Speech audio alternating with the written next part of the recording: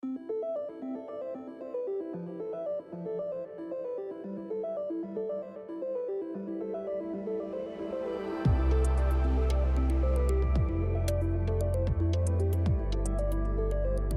some of your contacts have not been updated for a while, the system will alert you and list those contacts in a specific tile on your dashboard.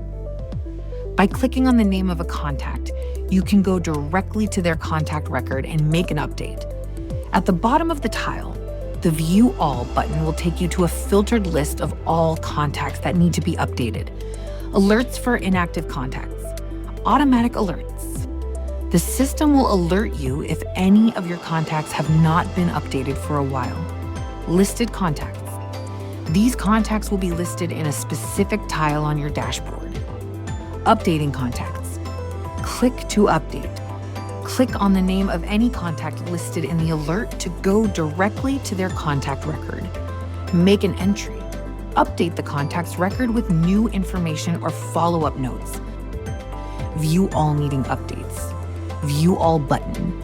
At the bottom of the alert tile, click the View All button.